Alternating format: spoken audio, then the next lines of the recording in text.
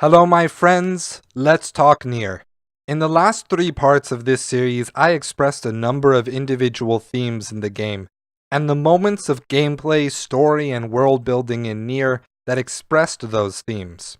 Drawing from the lore that surrounds the game, the narrative elements in the game, and my own experiences of playing the game. And as you might have guessed, each of these themes fit together to create one overarching philosophy about the human condition. Language begets power. Power controls and oppresses people. And people are defined by and made of language.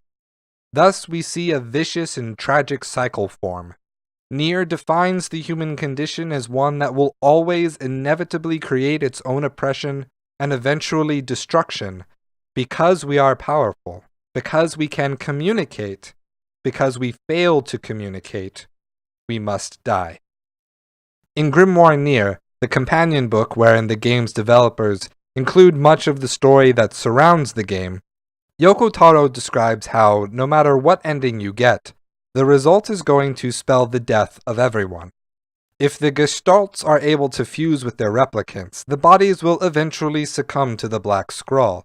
If they don't, the gestalts will all relapse, and eventually be killed by the replicants.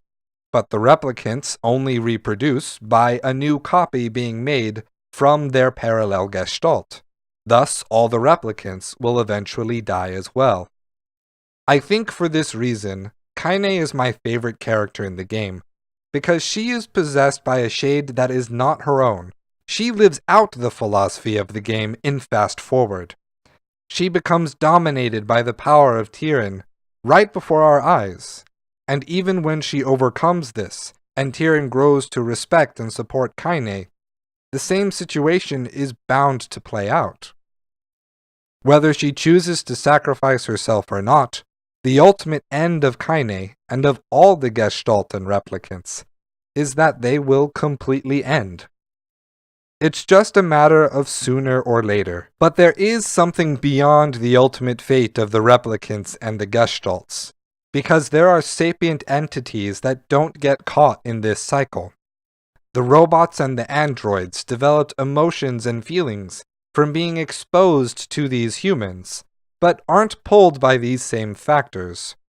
They have free and rational minds, and once their programmed purpose is ended with the end of the humans, they will be left to their own devices. And I suppose their fate and the nature of their existence in a post-humanist world will be a philosophy to be found in NieR Automata.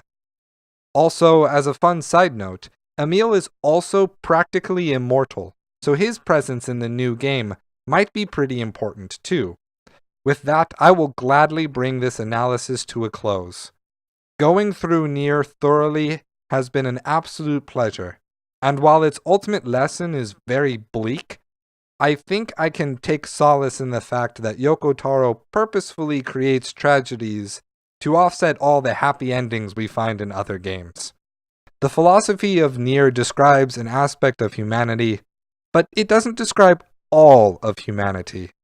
And I think that our option to avoid this sort of fate is signified in Gestalt Yona's decision to leave that cycle of power and oppression, as long as we do so before it's too late.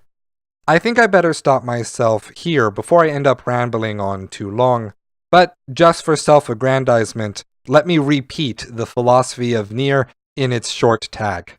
Language begets power.